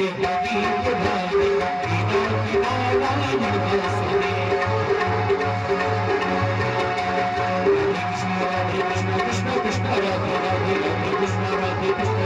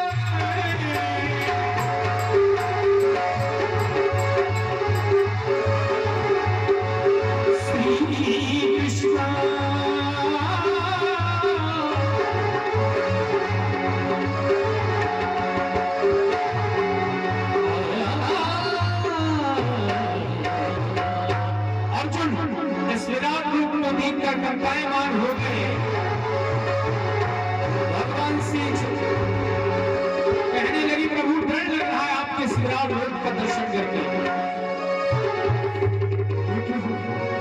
आपकी इस विराट रूप को मैं कुछ और अधिक समय तक नहीं देख सकता हूँ। मुझे आपके इस स्वरूप से बड़ा ही भय लग रहा है कि आप पुनः अपना वापस वही स्वरूप धारण कर लें।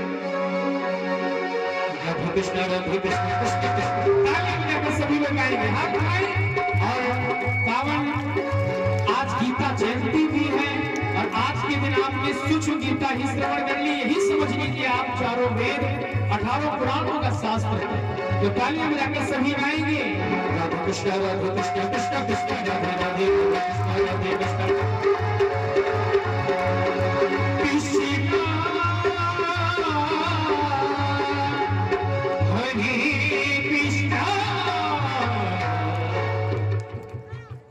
हे पार्थ, क्या अब भी तुम युद्ध नहीं करना चाहते हो? नहीं, मैं अवश्य युद्ध करूंगा। तो लगाओ अपनी गांडी को तड़ाक और डट जाओ युद्ध के लिए। चलिए। हाँ,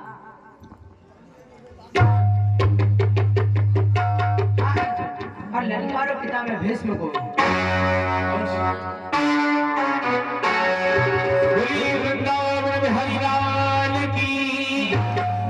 इस प्रकार आपने गीता का उपदेश भगवान के मुखारबिंद से श्रवण किया।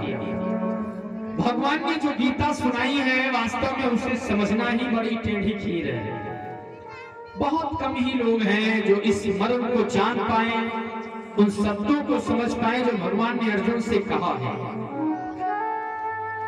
फिर भी आप लोग कई बार भगवान के मुखारबिंद से इस अमृतमयी चर्चा का श्रवण कर चुके हैं, तो आपको समझ में आना स्वाभाविक है। पर निवेदन नहीं रहेगा कि आप जब तक लीला पंडाल में बैठा करें, आप लीला पर ही अपना ध्यान लगाए रखा करें। हाँ, बातें न किया करें। बातें करने के लिए पूरा साल बाकी है। कल से बातें करना फिर शुरू कर देना और अगले साल जब आए तो 5 दिन फिर रुक जाना। हाँ, आए अब सुंदर लीला का दर्शन करेंगे। अब लीला का विश्राम, मान लीजिए 2 मिनट का विश्राम है। बात बहुत तेज अगर मान लो रुक ही नहीं रही है पेट में तो कर लो इतनी देर में। पर लीला जब शुरू हो तब लीला को ही देखो, ये निवेदन रहेगा। हाँ, समझ में नहीं आता है इतनी बातें आती कहाँ से हैं। हाँ, इतनी बातें कहाँ से आती हैं। हमने देखा है माताओं बहनों को विशेष कर, केवल यहाँ नहीं हर जगह जहाँ जाते हैं और जहाँ जाएंगे, हाँ पंडाल में जरूर बातें करेंगे, जरूर। हाँ, कुछ भी बेकार की बातें, ये चप्पल कैसी है, कितने की मिली, हाँ, कितने बजे आई थी, कितने बजे जाओगी, देख लेना जब जाए तब। कहने का मतलब लीला में ध्यान रखें, भगवान पर अपना मन रखें। बातें करनी तो भगवान की बातें करें कि देखो भगवान कितने सुंदर बातें कर रहे हैं, भगवान ने ये कहा, भगवान ने कैसा मुकुट पहन रखा है। जब सत्संग में बैठा करें तो केवल सत्संग की बातें किया करें, बाकी बातें पूरा समय है करने के लिए, खूब करना। आइए अब सुदामा जी महाराज का चरित्र श्रवण करें। सुदामा जी का चरित्र संभवतः एक बार हो चुका है हमारे गांव में। सुदामा जी का चरित्र जब हो जाता है तो आप समझ लीजिए कार्यक्रम की पूर्णाहुति है। श्रीमद् भागवत जी में स्वामी सुखदेव जी ने परीक्षित जी को जो विश्राम कथा सुनाई है वह सुदामा जी की है। सुदामा जी का चरित्र, सुदामा जी परम मित्र हैं भगवान के। भगवान के भक्त कई हुए हैं, कई भक्त, पर मित्र एक ही हुआ है और वह है सुदामा। सुदामा एक ऐसे ब्राह्मण जो महान संतोषी थे महाराज, महान संतोषी। 5 घरों में भिक्षा मांगती थी। भिक्षा मिल गई तो अच्छा है, नहीं मिली तो हरी इच्छा है, ऐसा उनका स्वभाव था। आज उन्हीं सुदामा जी महाराज की हम सभी लीला देखेंगे। भगवान ने कंस को मारा। भगवान कि पूज्य पिता वसुदेव जी ने ये इच्छा जताई कि कृष्ण पढ़ने जाएंगे सांदीपनी के आश्रम उज्जैन, पढ़ने के लिए जाएंगे। और वही सांदीपनी के आश्रम पर ही सुदामा जी पढ़ते हैं। और सुदामा जी महाराज अपने विद्यालय जा रहे हैं। विलंब हो गया है गुरु गोविंद सेवा में, सुदामा जी शीघ्रता से जा रहे हैं।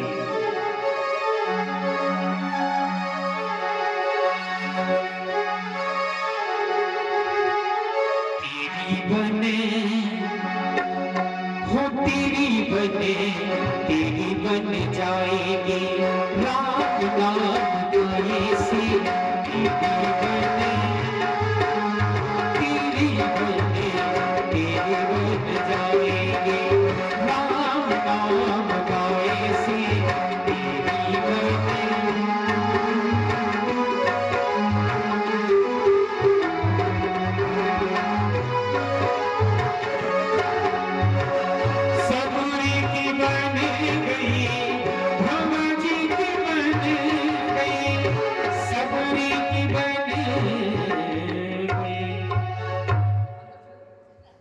और ये कुछ दान आया है 101 मुद्राएं प्रेमपाल सिंह जी कोटेदार हैं, उबरी खेड़ा के निवासी हैं। 100 मुद्राएं सोमपाल सिंह राठौर जी उबरी खेड़ा के निवासी हैं। 100 मुद्राएं धीरेन्द्र सिंह जी उबरी खेड़ा के निवासी हैं। 511 मुद्राएं शैलेंद्र मिश्रा जी दौतरा के निवासी हैं। 511 मुद्राएं हरिओम द्विवेदी जी कुंडरा के निवासी हैं। 50 मुद्राएं अखिल ब्रह्म शुक्ला जी नारायणपुर के निवासी हैं। 21 मुद्राएं सतीश जी उबरी खेड़ा के निवासी हैं। 100 मुद्राएं अजय कुमार सिंह जी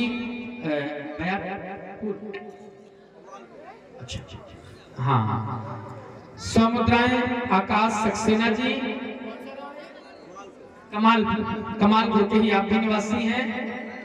और 100 मुद्राएं सुरजीत यादव जी कमालपुर के निवासी हैं। 100 मुद्राएं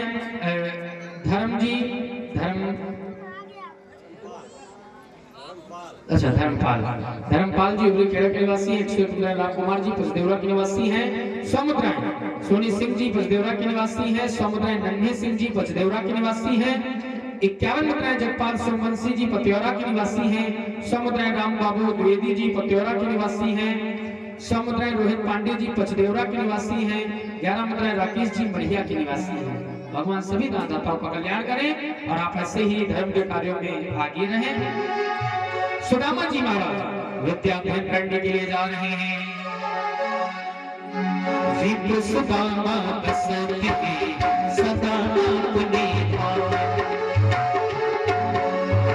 विद्या करी भोजन करी हटे हरि गुणा। बोलिए सुदामा जी महाराज की। बोलिए गोविंद भगवान की जय। आहा देखो आज मुझे गौ सेवा और ब्राह्मण सेवा बड़ी ही देर हो गई है, क्यों नहीं अब पाठशाला की तरफ चलना चाहिए, परंतु गुरुदेव नहीं कौन से दंड देने लगे। सुदामा जी महाराज को विलंब हो गया है तो शीघ्रता से जा रहे हैं पाठशाला की ओर।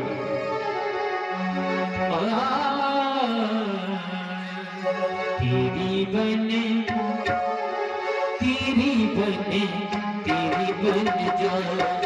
पहुंच गए एक जंगल से होते हुए जा रहे हैं गुरुदेव के आश्रम को, जंगल से होते हुए जा रहे हैं।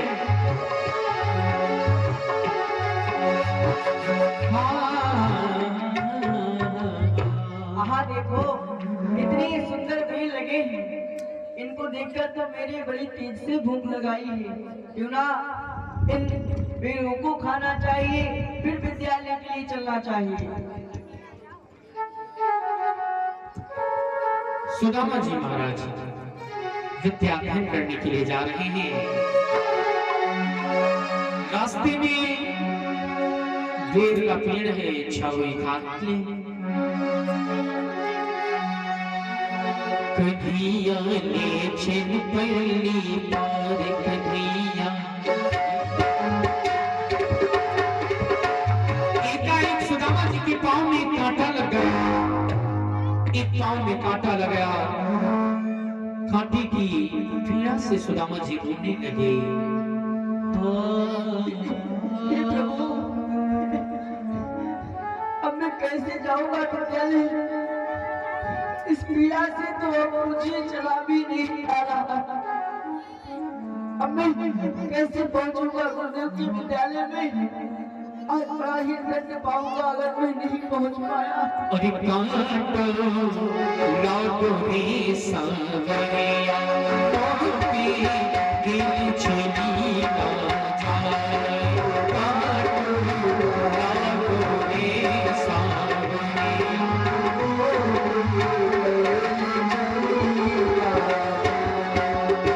दिल चली ना जाए। मोहती राह चली ना जाए।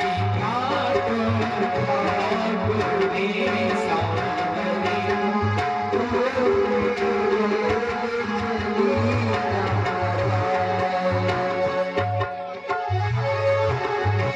दीन बंधु है नाम तिहारो। दीन बंधु है नाम तिहारो। शाम कति सो मोहि उबारो। या कति सो मोहि उबारो। या कति कीर्ति सावि राह चली ना जाए। कांटो लाडो रे सांवरिया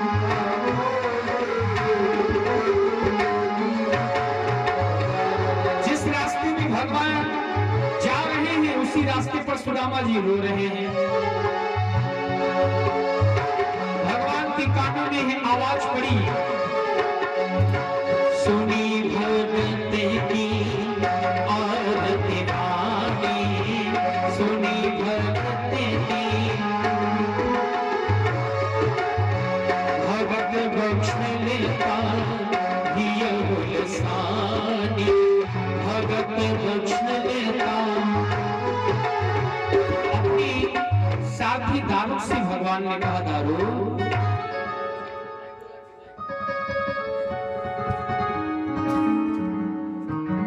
भैया सारथी, अरे भैया दारो, देखो इस वन्य समाज में किसी के रुदन करने की आवाज आ रही है।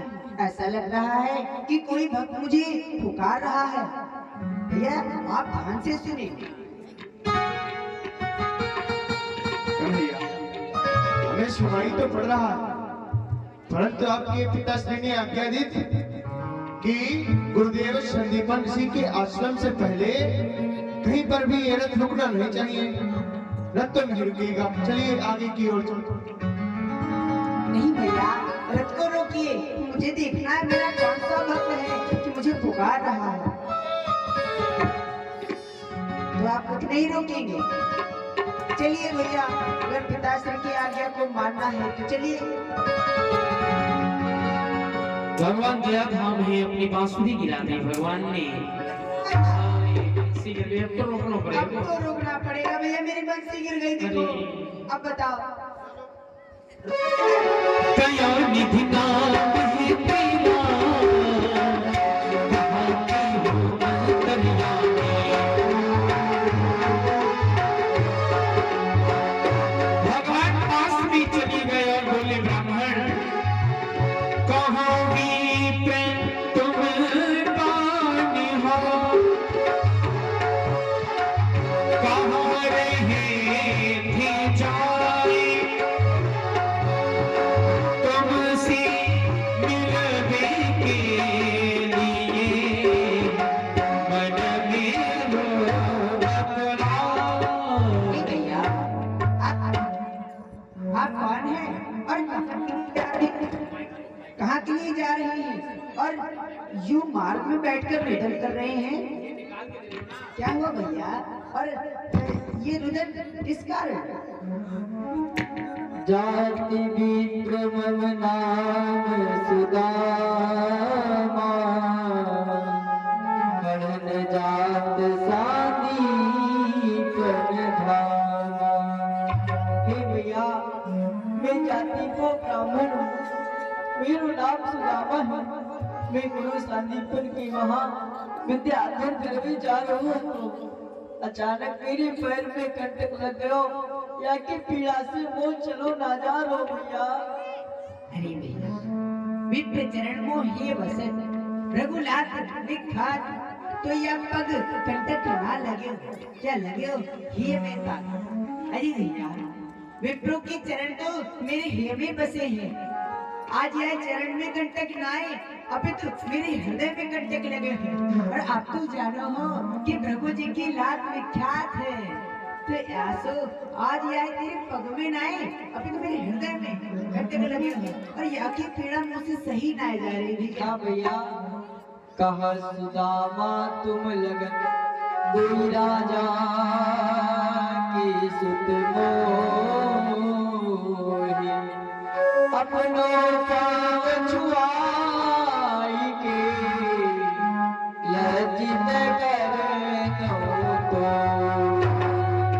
भैया आप तो कोई राजा के सुत हैं और मैं एक दीनहीन ब्राह्मण मैं अपना पैर छुआ के तुम्हें कैसे लज्जित कर सकता हूँ भैया। आप महाराज के पुत्र हैं, युवराज हैं।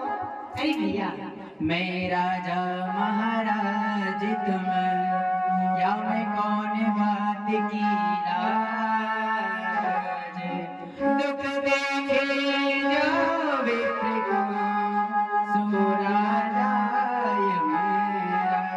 अरे भैया मैं तो राजा ही हूँ परंतु आप तो महाराज हैं और जो राजा जो प्रजा को दुख देखे वे राजा राजा नाए अभी तो यमराज के समान हुए। या सो भैया यह कंटक मोड़ निकाल लेते। ठीक है भैया इतना कह रहे हो तो निकाल दो, पीड़ा बहुत होगी भैया। मेरी उनकी आँखों में अब पीड़ा है ये कितनी करुणा जिगर सुदामा दुखारी से पूछो जाकर सुदामा।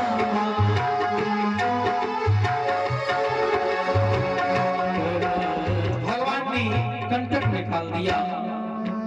बड़ी कृपा मोह पर करी कहा नौ आसी पग से कंटक गया सोई धरा अरे भैया मैं ब्राह्मण हूँ अपना पैर नहीं रख सकता हूँ परंतु हाँ आशीर्वाद अवश्य दे सकता हूँ, आपको आशीर्वाद दूंगा।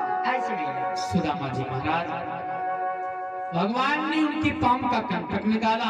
अच्छा सरकार अब मैं विद्यालय के लिए चला जाऊंगा धीरे धीरे और आप तो महाराज हैं आप लोग पे जाएंगे। भैया रुकियो कहाँ को जा रहे हैं भैया आपको देख के मेरे मन में एक उत्कंठा उदय है रे। कहीं प्रभु भैया मैं आपसे मित्रता करना चाह रहा हूँ। अरे आपकी और मेरी मित्रता कहीं सिंह और बकरी में मित्रता होती है नहीं, कहीं गरीब और बड़े में मित्रता होती ही नहीं। आप कहाँ राजा महाराजा के पुत्र, हम कहाँ दीनहीन ब्राह्मण के पुत्र, आपकी हमारी मित्रता कहीं से नहीं जमेगी प्रभु। भैया भैया गुलाब में जितने कांटे होते हैं गुलाब का फूल इतना ही सुंदर खिलता है, इसलिए हे भैया आप ऐसी बात इतना करिए। ठीक है भैया अच्छा जैसी आपकी इच्छा। आप एक बात बताएं आप हुआ लेंगे कि क्या लेंगे? मैं तो क्या नहीं लूंगा भैया। भैया मेरे और आपकी जन्म जन्म की यारी।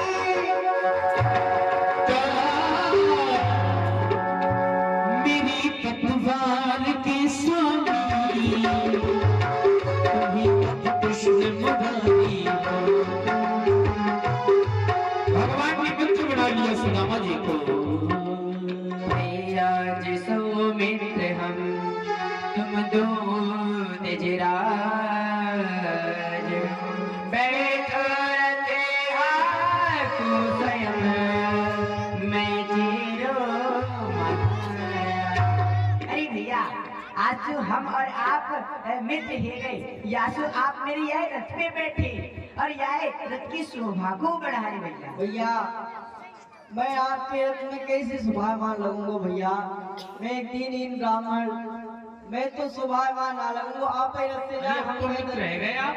हम पैदल चले जाएंगे, वो ठीक है। अरे भैया आप तो मित्र ही गए और भैया हो जाए हैं, बैठी से ये नट तुरंत ब्रह्मलोक बन जाए, संत पुरंदर बृहस्पति जो रथ शोभा पाए। अरे भैया आपकी बैठने से तो यह रथ की शोभा तो इंद्रदेव के रथ की बराबर हो जाएगी, जैसे इंद्रदेव के रथ पर उनके गुरु बृहस्पति विराजमान है। प्रभु आपकी तो प्रभुता है, बिल आइए आइए तेरी यादों का मन मोहन, ये दिल में उमड़ा है सावन, ये दिल में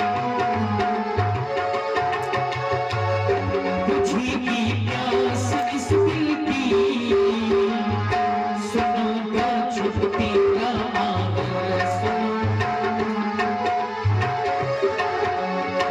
भगवान रथ पर बैठकर चल दिए। सुदामा जी महाराज के सहित भगवान पधार रहे हैं और इधर महामुनि गुरुदेव संदीपनी जी अपने विद्यालय में विराजमान हैं। संदीपनी जी अपने विद्यालय में विराजमान है, तो बड़े बड़े विचित्र छात्र भी हैं उनके विद्यालय में, आप दर्शन करें। हाँ, भगवान भी जा रहे हैं। मेरी अरदास सुन लीजिए, प्रभु सुख पाए भी लीजिए,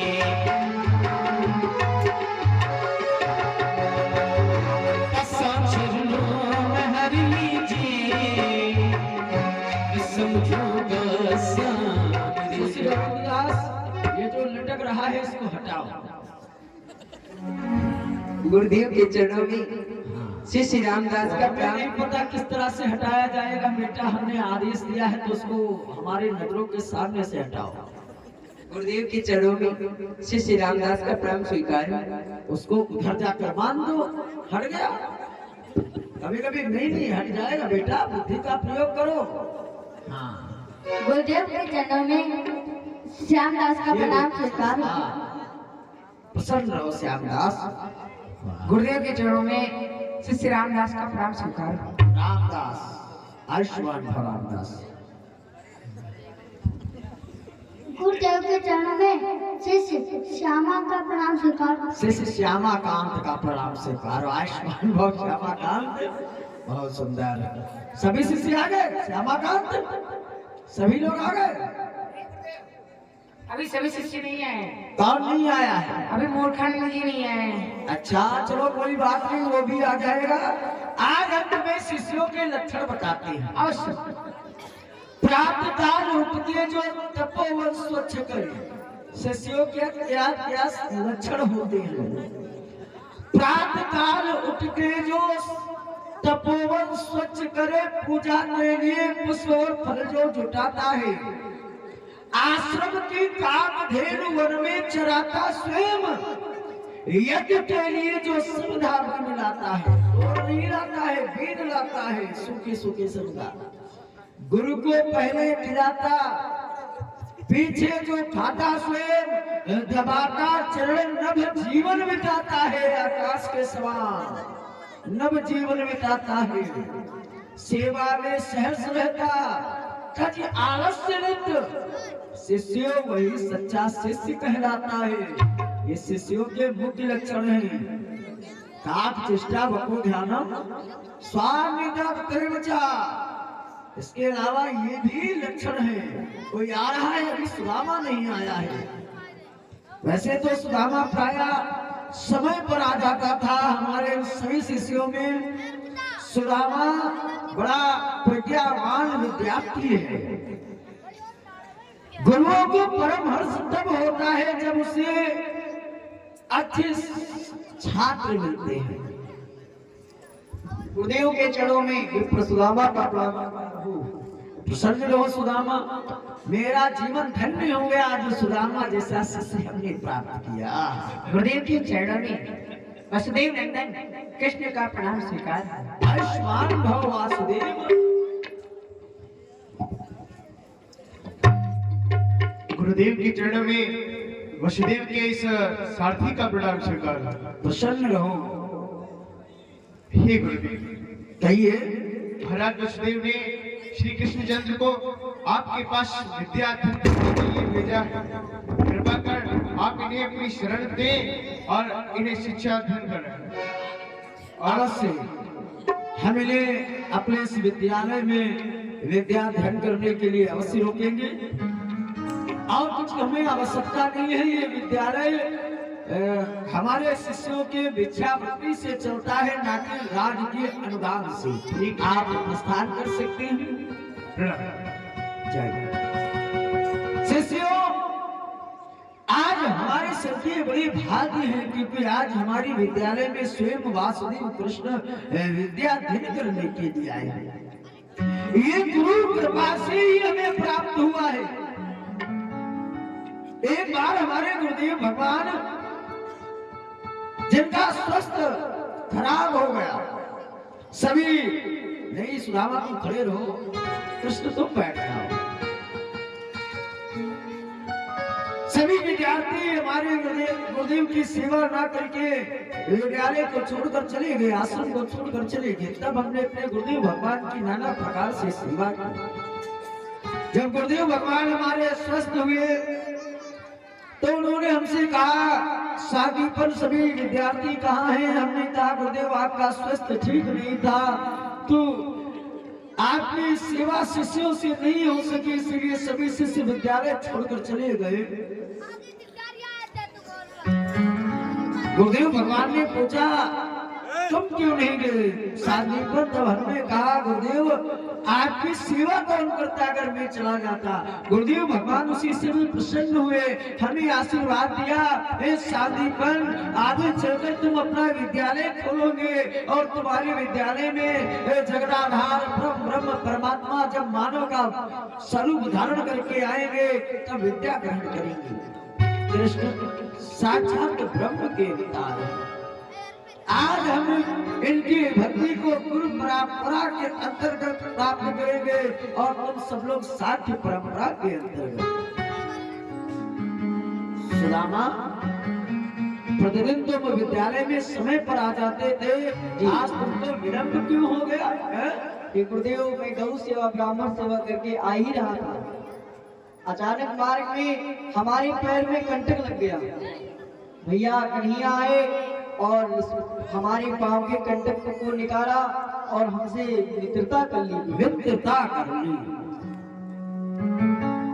मित्रता सदैव बराबर वालों में की जानी चाहिए। सुदामा जी गुरुदेव, अपने दुख को रज के समान मानने वाला और मित्र के दुख को मेरु के समान मानने वाला वास्तव में मित्र होता है। सुदामा, वो मित्र जो बुरे वक्त में अपने मित्र का साथ नहीं लेता है, उसे देखने मात्र से कलंक प्राप्त होता है।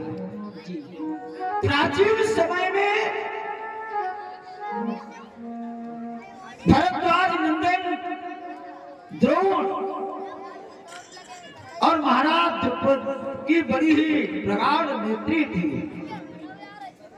वे दोनों सरद्वान मुनि के आश्रम में विद्या ग्रहण कर रहे थे। कुछ दिनों के पश्चात विद्या जब पूर्ण हुई द्रुपद की तो वो अपने राज्य काम्पिल्य के लिए चले गए और द्रुपद भगवान परशुराम की सेवा में सुंदर महेंद्रगिरी पर्वत चले गए। जब द्रुपद की विद्या पूर्ण हुई तो जब वो घर आए तो वो प्रारंभ से ही निर्धन थे। एक दिन निर्धनता से तंग आकर के वो राजा द्रुपद की नगरी काम्पिली गए और उनसे उन्होंने सहायता मांगी। राजा द्रुपद ने उनको पहचानने से ही मना कर दिया। ऐसी मित्रता नहीं होनी चाहिए। परंतु वही द्रोण जब हस्तिनापुर गए और जैसे पता चला देवव्रत भीष्म को उन्होंने बाहें फैला करके स्वागत किया महामना द्रोण का और अपने यहाँ स्थान दिया। मित्र सदैव द्रुपद और द्रोण जैसे नहीं होनी चाहिए, मित्रता सदैव होनी चाहिए भीष्म और द्रोण जैसी। अल्पकाल की मित्रता भी बड़ा कार्य कर जाएगी।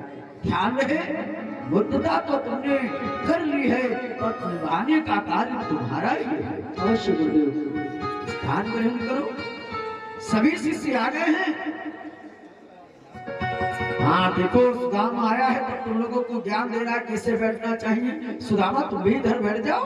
हाँ संगत, हाँ मूर्खानंद को बुलाओ, अभी वो नहीं आया है। जी गुरुदेव, अगर आपकी आज्ञा हो तो बाट में बुला लाए।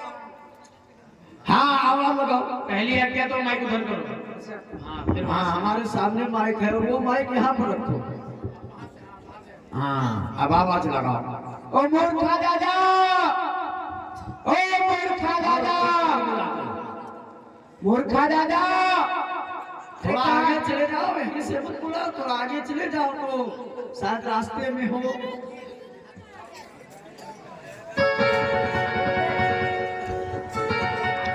हाँ बुलाओ, चिल्लाओ, गाना पढ़ो। ओ मूर्खा दादा, कहाँ है मूर्खा दादा? अरे कहाँ है? ओ मूर्खा दादा, अरे कहाँ है? विद्यालय का समय हो चुका है। गुरुदेव याद कर रहे हैं, वो पीछे। ओ मूर्खा दादा, अरे कहाँ है? आवाजें तो बड़ी आ रही है, मुझे लगता है। रात भर तुम का इधर ही है। हाँ आवाजें बड़ी आ रही है। आएंगे फिर से ही। ओ मूर्खा दादा, अरे कहाँ हो? कैसे आ रहे हो?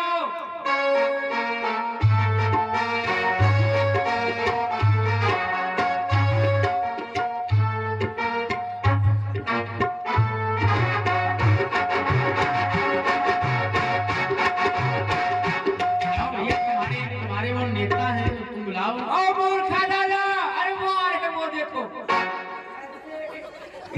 मूर्खा दादा प्रधानमंत्री। ओ मूर्खा दादा, वो आ रहे हैं, वो देखो। अरे अरे भैया रास्ता ले लो। अरे मूर्खा दादा जिंदाबाद, जिंदाबाद, जिंदाबाद, मूर्खा दादा जिंदाबाद, जिंदाबाद। मूर्खा दादा का नाम रहेगा, मूर्खा दादा का नाम रहेगा। हम लड़ेंगे, हम लड़ेंगे, हम लड़ेंगे, हम लड़ेंगे। तुम मेरा साथ दो। और अरे तुम आ जाती हो।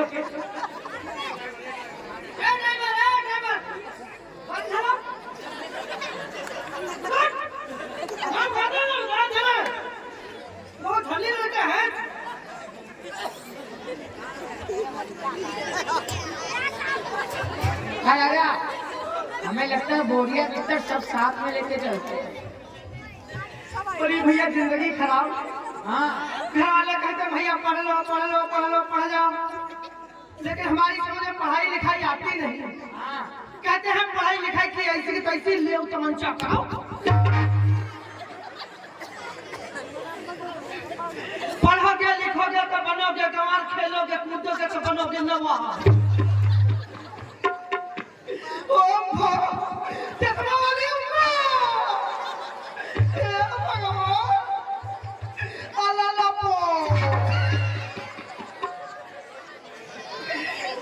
आज घर में बहुत मारे गए, सच्ची में घर से भगा दिए गए। दशा बहुत बेकार लगी। मम्मी पापा कहते पढ़ने जाओ, पढ़ने जाओ, पढ़ने में मन नहीं लगता। हाँ कहाँ से लगेगा? गाना गा लेते हैं, लगता हम चिलम बहुत पीते हैं। तो कहाँ से लगेगा? हर समय बंसी में मस्त रहते हो। एक हमारा साथी है, वो भी बहुत पीता। दोनों भाई पी लेते, हम नशे रोटी में घूमते हैं।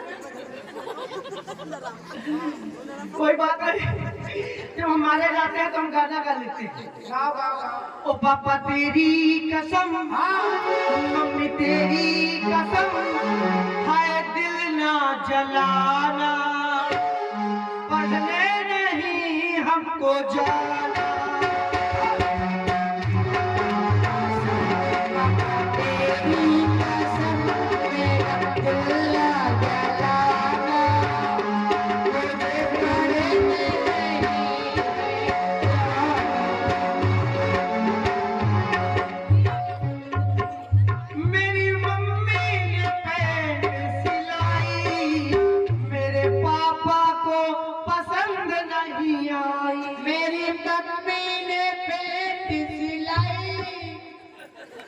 तुम्हारे गाने में बज पाएगा।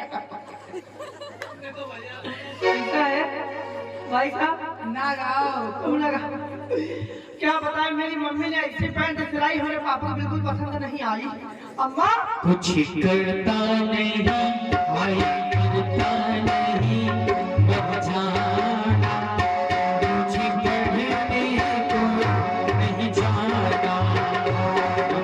तेरी कसम, तेरी कसम। ये खबर मेरे घर से है आई, कल होगी मेरी फिर सगाई।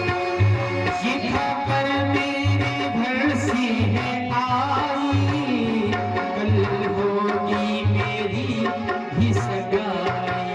चल के घोड़ी चलो, धर के सहरा चलो, मर जाना पढ़ने नहीं हमको जाना। ये बताओ, ये मर जाना इसमें कौन है? दुल्हन? दुल्हन नहीं है वो, हे भगवान, दुल्हन बने।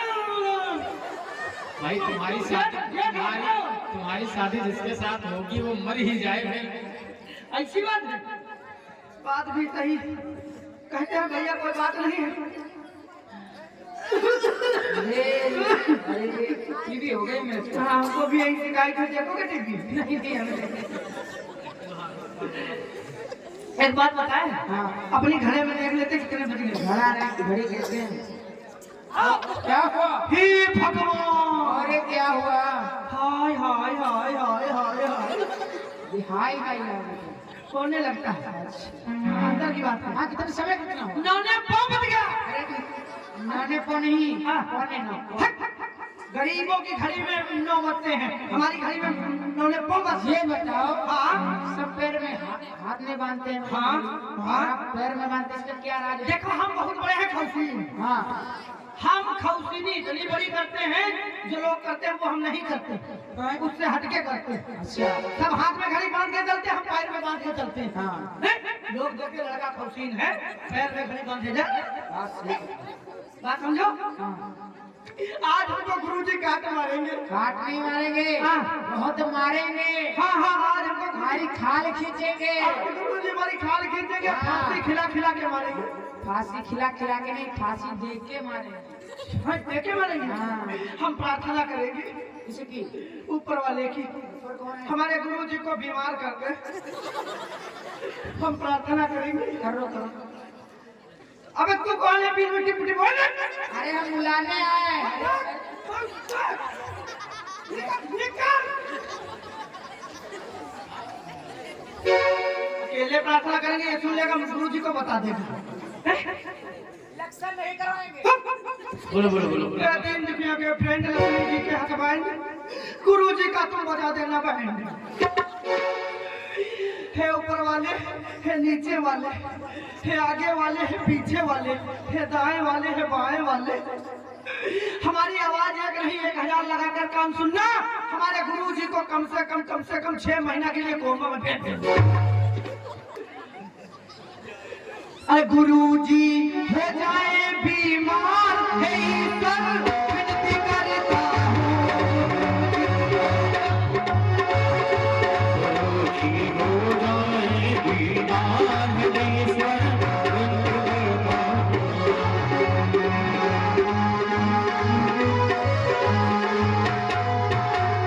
गुरुजी को शीतल चढ़े बुखार, हे ईश्वर विनती करता हूँ।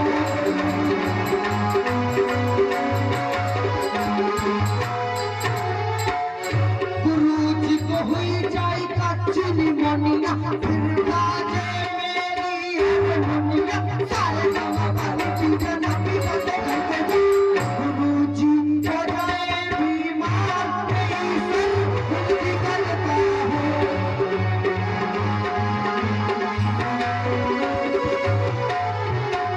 भगवान करे मास्टर मेरा बीमार हो जाए, भगवान करे मास्टर मेरा बीमार हो जाए, कल का मंगलवार भी इतवार हो जाए। हमको लगता है कि कल उजेला हो गया, बड़ा सन्नाटा है। हो सकता है प्रार्थना का असर हो गया। गुरु जी एकदम बेहोचित हो रहे होंगे, देख लेते हैं।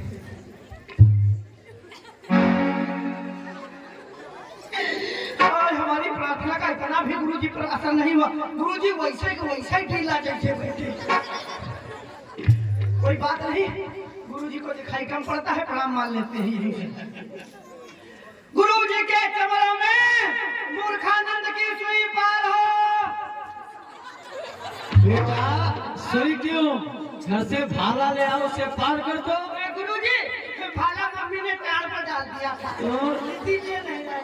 ये बताओ विद्यालय में ये आने का समय है? ये आने का समय है और ये क्या है? Don't touch my body! Election लड़ना गुरु जी स्वयं। क्या होता है?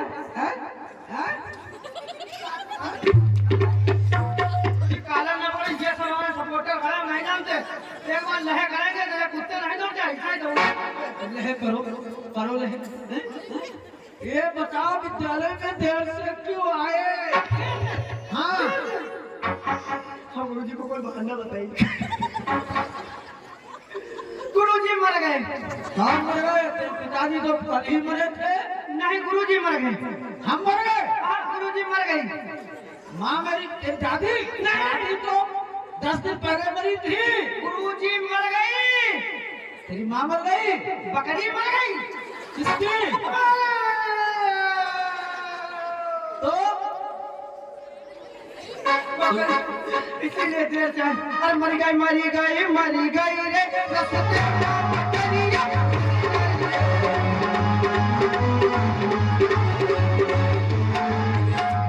दानव भी खाती थी, पानी भी पीती थी, दानव भी खाती थी, पानी भी पीती थी। अब बकरी की तब भैया